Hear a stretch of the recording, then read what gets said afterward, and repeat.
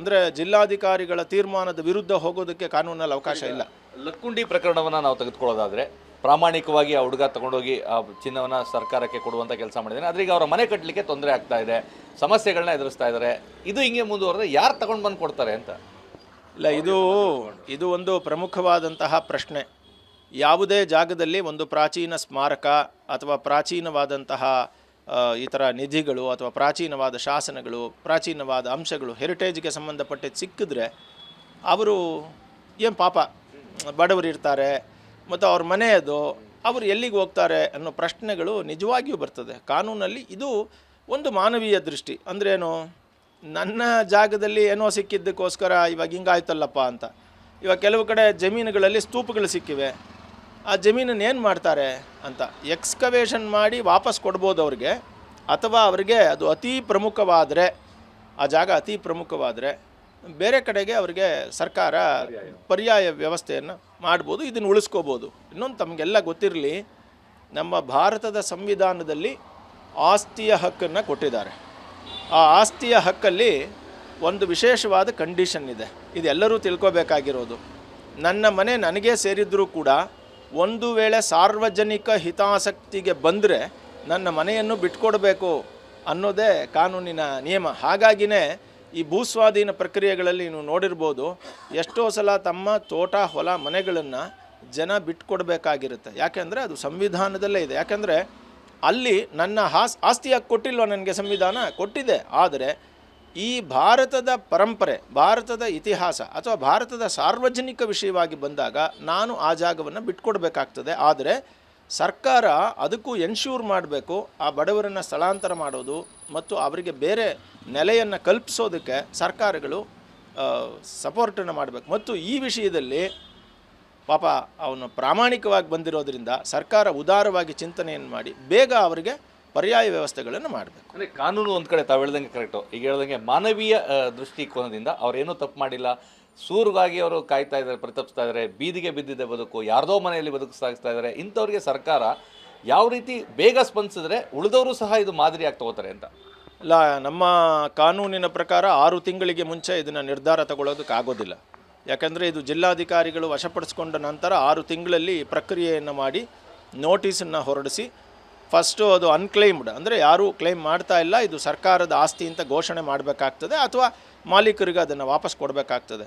ಅಥವಾ heritage value ಇದೆ, ಇದನ್ನು ಸರ್ಕಾರ ವಶಪಡಿಸ್ಕೊಂಡಿದೆ ಅನ್ನೋದನ್ನು ಒಂದು ನೋಟಿಫಿಕೇಷನ್ ಹೊರಡಿಸ್ಬೇಕಾಗ್ತದೆ. ಇದಕ್ಕೆಲ್ಲ ಪ್ರಕ್ರಿಯೆಗಳಿಗೆ 6 ತಿಂಗಳ ಕಾಲ ಅವಕಾಶ ಇರುತ್ತೆ. 6 ತಿಂಗಳಿಗೆ ಮುಂಚೆ ಕಾನೂನಿನ ಪ್ರಕಾರ ಇದನ್ನು ಮಾಡೋದಕ್ಕೆ ಬರೋದಿಲ್ಲ.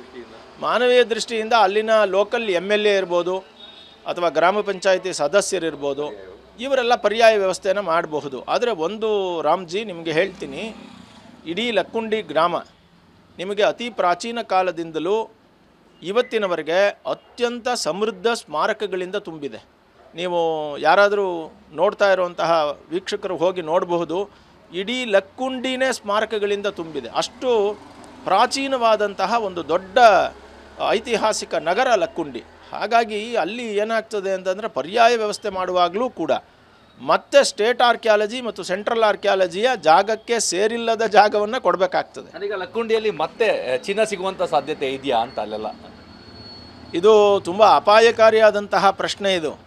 ಯಾಕೆಂದರೆ ಇದು ಪಬ್ಲಿಕ್ಕಾಗಿ ಮಾತಾಡದೇ ಇರುವಂತಹ ಒಂದು ಪ್ರಶ್ನೆ. ಯಾಕೆ ಅಂತಂದರೆ ನಮ್ಮಲ್ಲಿ ನಿಧಿ ಅಲ್ಲ, ನಿಜ ಕರೆಕ್ಟು. ಏನಂದರೆ ಲಕ್ಕುಂಡಿ ಗ್ರಾಮ ಇದೆಯಲ್ಲ, ಅದು ತುಂಬ ಐತಿಹಾಸಿಕವಾದದ್ದು ಮತ್ತು ಅಲ್ಲಿ ಮಿಂಟ್ ಇತ್ತು. ಅಂದರೆ ನಾಣ್ಯಗಳನ್ನು ಮುದ್ರಣೆ ಮಾಡುವ ಟಂಕಸಾಲೆ ಇತ್ತು, ಅಲ್ಲಿ ಚಿನ್ನ ಬೆಳ್ಳಿ ಇತ್ತು, ಅಲ್ಲಿ ಮಹಾಜನರಿದ್ದರು. ಅದ್ರ ಬಗ್ಗೆ ಸಾಕಷ್ಟು ಇದೆ. ಆದರೆ ನಮ್ಮಲ್ಲಿ ನಿಧಿಗಳರು ಭೂಗಳರು ತುಂಬ ಜಾಸ್ತಿ. ಸೊ ಹಾಗಾಗಿ ಏನು ಮಾಡ್ತಾರೆ, ಒಂದು ಕಾಯಿನ್ ಸಿಕ್ಬಿಟ್ರೆ ಸಾಕು. ನೀವು ಹಂಪಿ ಸುತ್ತಮುತ್ತ ನೋಡಿ, ಹಳೆ ಪ್ರಾಚೀನ ದೇವಸ್ಥಾನಗಳನ್ನು ನೋಡಿ, ದೇವರ ವಿಗ್ರಹವನ್ನು ಹೊಡೆದಾಕ್ಬಿಡೋದು, ಹೊಟ್ಟೆ ಒಳಗಡೆ ಚಿನ್ನ ಇದೆ, ಹೊಟ್ಟೆ ಒಳಗಡೆ ಚಿನ್ನ ಇರುತ್ತೆ, ಲಿಂಗ ಎತ್ಬಿಡೋದು, ಲಿಂಗದಡಿಯಲ್ಲಿ ಚಿನ್ನ ಇರುತ್ತೆ ಅಂತ ವಿಗ್ರಹಗಳನ್ನು ಕಿತ್ತಾಕೋದು, ಹೀಗೆಲ್ಲ ಮಾಡಿದ್ದಾರೆ. ಈಗ ನಾವು ಲಕ್ಕುಂಡಿಯಲ್ಲಿ ಇನ್ನೂ ಚಿನ್ನ ಇರಬಹುದು ಅಂತ ನಾವೇನಾದರೂ ಹೇಳಿಬಿಟ್ರೆ, ಇನ್ನು ನಾಳೆ ಬೆಳಗ್ಗೆಯಿಂದ ಅಲ್ಲಿ ಲಕ್ಕುಂಡಿಲಿ ಗಲಾಟೆಗಳು ಆರಂಭವಾಗ್ತದೆ. ಆ ಕೆರೆಯ ಸುತ್ತಮುತ್ತ ಇದಿದೆ, ಏನು ಫಸ್ಟ್ ಕ್ಲಾಸ್ ಬಾವಿ ಇದೆ, ಅಂದರೆ ಮೆಟ್ಟಿಲಿರೋ ಬಾವಿ ಇದೆ, ಅಲ್ಲಿ ಸುತ್ತಮುತ್ತ ಎಲ್ಲ ಇನ್ನು ಅಗೆಯಕ್ಕೆ ಸ್ಟಾರ್ಟ್ ಮಾಡಿಬಿಡ್ತಾರೆ. ಆದ್ದರಿಂದ ಅಲ್ಲಿ ಲಕ್ಕುಂಡಿಲಿ ಚಿನ್ನ ಇಲ್ಲ ಅಂತ ಹೇಳಿದ್ರೂ ಪರವಾಗಿಲ್ಲ, ಯಾರು ಹೋಗೋದು ಬೇಡ ಅಲ್ಲಿಗೆ. ಸೊ ಆ ಅಧಿಕಾರಿಗಳು ಕೂಡ ಇದನ್ನು ಎಚ್ಚರಿಕೆಯನ್ನು ವಹಿಸಬೇಕು. ಯಾಕಂದರೆ ಚಿನ್ನ ಸಿಕ್ಕಿದೆ ಅನ್ನೋದು ಕೂಡ ನಿಧಿಗಳರಿಗೆ ಒಂದು ದೊಡ್ಡ ಅವಕಾಶ ಕಲ್ಪಿಸಿದೆ. ಅವರು ಹುಡುಕಕ್ಕೆ ಸ್ಟಾರ್ಟ್ ಮಾಡ್ತಾರೆ. ಇದು ಡಾಕ್ಟರ್ ಶೆಲ್ವಪಿಳ್ಳೆ ಅಯ್ಯಂಗಾರ್ ಅವರ ಮಾತು. ಯಾವುದೇ ಖಾಸಗಿ ಜಾಗ ಇರಲಿ, ಸರ್ಕಾರದ ಕಾನೂನಿನ ಪ್ರಕಾರವಾಗಿ ಸಾರ್ವಜನಿಕರ ಹಿತಾಸಕ್ತಿಯಿಂದ ಅದು ಸರ್ಕಾರಕ್ಕೆ ಸೇರಿದ್ದಾಗಿರುತ್ತದೆ. ಹೀಗಾಗಿ ಲಕ್ಕುಂಡಿಯಲ್ಲಿ ಚಿನ್ನ ಸಿಕ್ಕಂತಹ ಪ್ರಕರಣ ನಿಧಿಯಾಗಿ ಪರಿಗಣನೆ ಆಗ್ತದೆ. ಆದರೆ ಮಾನವೀಯ ದೃಷ್ಟಿಯಿಂದ ಆ ನಿಧಿಯನ್ನು ಪ್ರಾಮಾಣಿಕವಾಗಿ ತಂದುಕೊಟ್ಟಂತಹ ಕುಟುಂಬದ ಹಿತ ಕಾಯುವಂಥದ್ದು ನಮ್ಮನ್ನಾಳುವಂತಹ ಜನಪ್ರತಿನಿಧಿಗಳು, ಸರ್ಕಾರದ ಕರ್ತವ್ಯ ಆಗಿದೆ. ಈ ನಿಟ್ಟಿನಲ್ಲಿ ಕೆಲಸವನ್ನು ಮಾಡಲಿ, ನಿಧಿಗಳರಿಂದ ಅಧಿಕಾರಿಗಳು ಎಚ್ಚರಿಕೆಯನ್ನು ವಹಿಸಲಿ ಅನ್ನೋ ಒಂದು ಮಾತನ್ನು ಹೇಳಿದ್ದಾರೆ. ಕ್ಯಾಮ್ರಾ ಪರ್ಸನ್ ಪ್ರಮೋದ್ ಜೊತೆ ರಾಮ್, TV9 ಮೈಸೂರು.